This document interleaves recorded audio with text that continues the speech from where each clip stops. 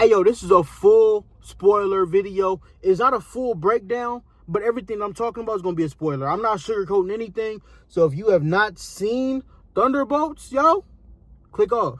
Now, if you've seen Thunderbolts, what's up? And if you ain't seen it, go see the movie and come back. We ain't going nowhere.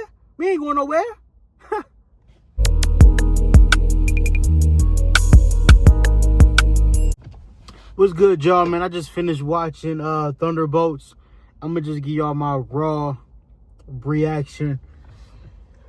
So I didn't watch trailers, none of that, because I'm not going to lie, when I first saw the title and I saw like, oh, they doing like a Suicide Squad kind of thing. It was like, all right, we gonna see what it is. I wasn't overly hyped for it, but I started seeing reviews. I saw 95 Rotten Tomatoes. That's now went down to 90, but that's still an incredible score. And then I saw best Marvel movie since Endgame. That's saying a lot, because I know a lot of people hate post-Endgame Marvel and shit.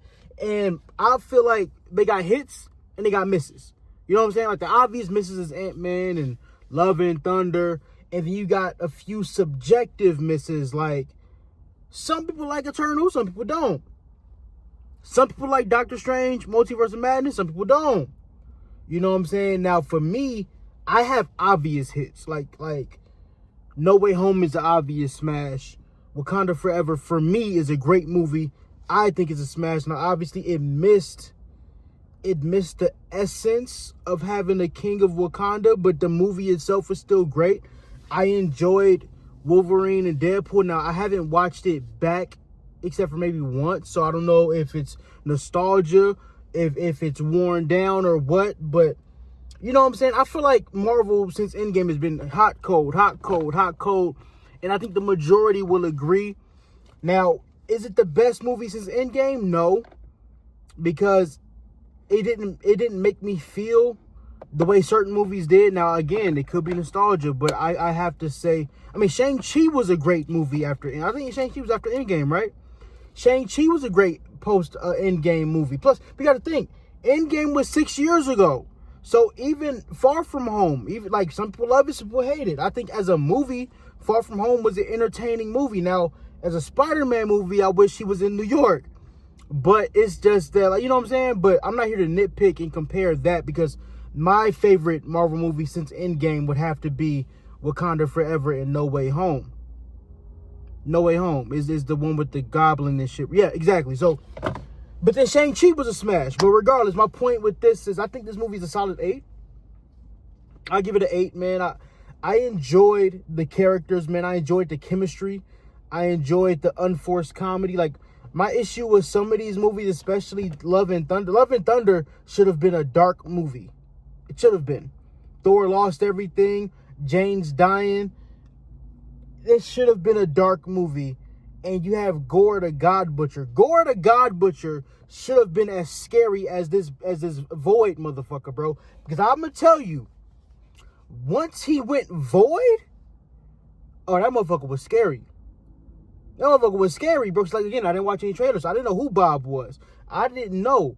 I was like, hold on, did I miss him in another movie? Have we seen him before? His face looked familiar. Which actor is that? Because he looked familiar. Whether if it's Marvel or anything else, he just looked familiar. But, yeah, bro, I thought he was a dope character. And I think there's actually a lesson in this movie, bro, that I kept from the beginning of the movie all the way through the end. There was an obvious theme. And what I like about, if I could walk out of a movie with a lesson that's going to sit with me and make me think, make me write, make me act on it, I think it's a good movie. Now, obviously, there's a lot of other factors, but I mean, they had good stunts. The fights were fire. Like I said, it was unforced comedy. Alexi's a funny character naturally. John Walker is a funny character through being an asshole. Bucky's always phenomenal, bro. The scene when Bucky pulled up and blew the tanks up. Bucky was cold-blooded on that scene. I do like the theme of there are no Avengers coming. And the last movie was like, Harrison Ford's Thunderbolt Ross was like, hey, we trying to rebuild the Avengers. Sam is like, okay. Then that all hell broke loose there. I like how this movie directly connects to the last one. I feel like Marvel's been missing that. I think Marvel has started to make more individual movies, but I like the fact that they have a scene where she mentions the president turned into a red being. That movie came out 2 months ago. So I like the connectivity. That means they were working together while they were making the movies. And then I like that because obviously she works in the government. The congressman, Wendell Pierce played him. He works in the government. So they're in conversation as well about what's happening. Hey, we want the Avengers back. But hey, there are no Avengers. And the only chance we had of having an Avengers just went out the window because we have no fucking clue where Sam Wilson is now. So she's like,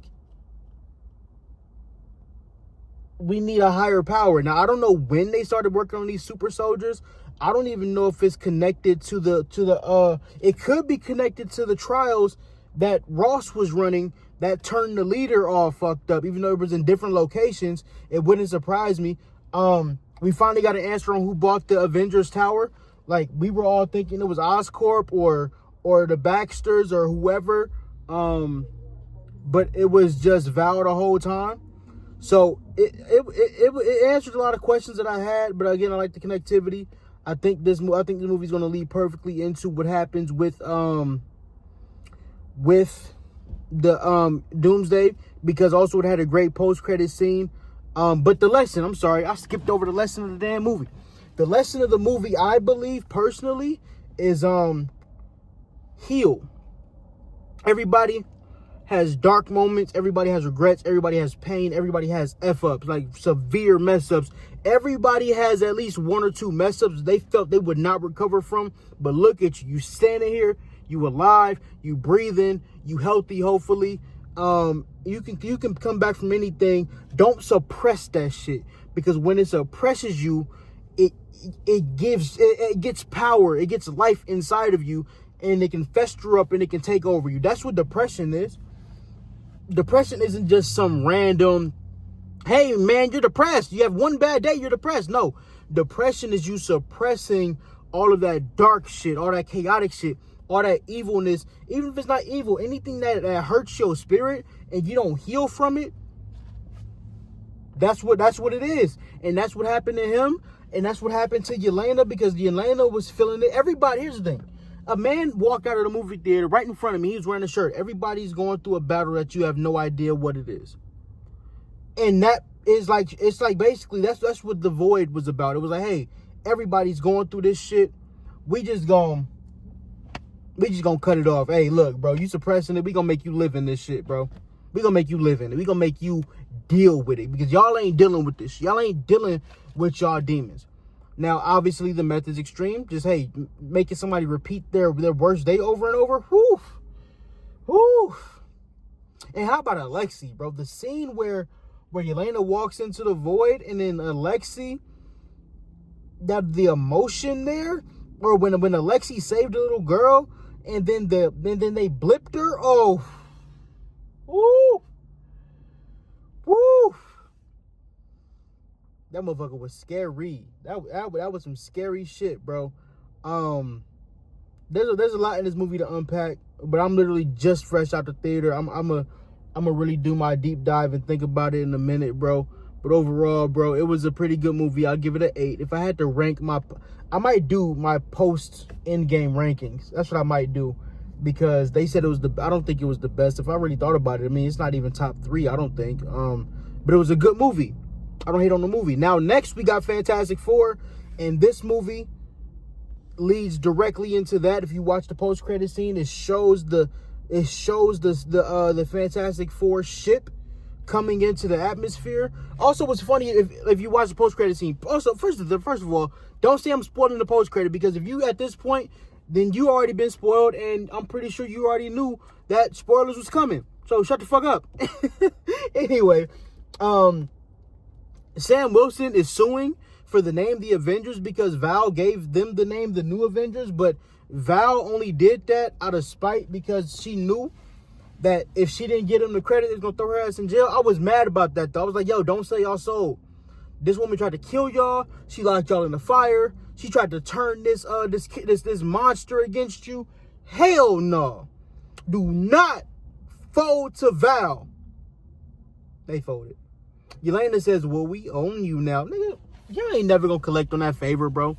Y'all ain't never gonna collect on that shit, bro. Because here's the other thing, bro. We not gonna y'all like. I like how they did the theme of the credits that not my Avengers. Who are they saving? What the hell? Because that's how they do Sam Wilson. Like, who? Not my Cap and all that dumb shit, right? But really, who y'all saving? Like in an Avenger threat, who y'all saving? Because to win the battle, Bob just had to beat his own ass, and y'all came and hugged. The power of friendship won that battle, not y'all whooping ass.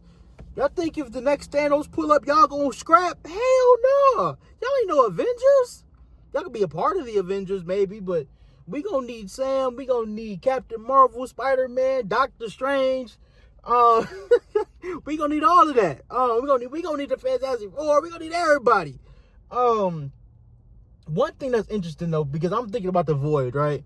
And I'm thinking about all the people that's in New York. Let's say Doctor Strange. Imagine him having to relive his accident, and you know other shit has happened to him.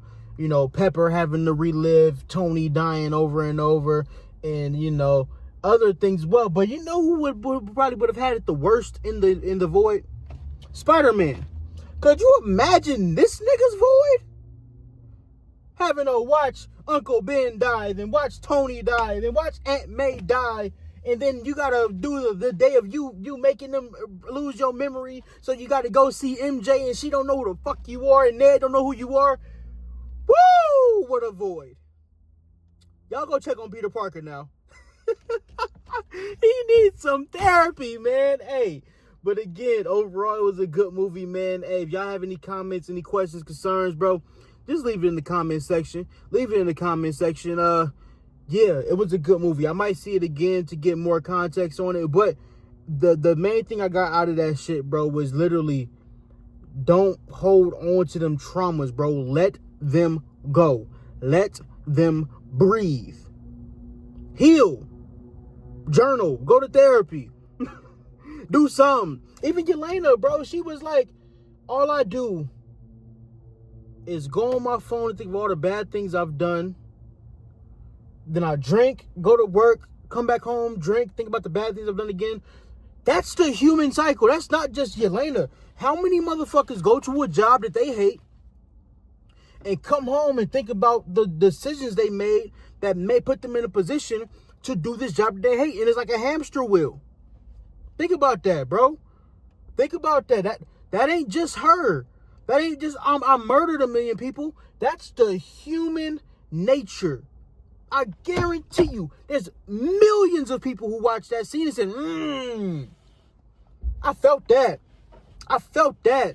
So, yeah, man, y'all tighten up, bro. Tighten up and heal. You know, even Walker, he was dealing with the loss of his family. It made him, because they were like, well, boy, you got your family and shit. Why are you here being a Thunderbolt? His family left. His wife, you know what I'm saying? He didn't appreciate his woman. He was so caught up in his own shit, his own arrogance, and she left. And he was broken. Any man that lose a good woman and a baby gonna be broken. You know what I mean? Alexei, you was a terrible father.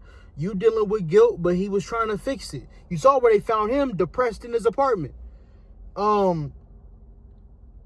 Ava, dealing with PTSD. The only father she knew was gone. I think Lawrence Fishburne was her father figure on Ant-Man and the Wasp. We ain't seen her in a while, so it was interesting to see her. And then, you know, everybody was like, well, why is Taskmaster not in the fucking trailer? Well, they killed that motherfucker off rip. So now I believe when we go see Doomsday, somebody's gonna die in the immediate scene. Like I think Doom, his introduction is gonna be killing somebody very important. What else? Bucky.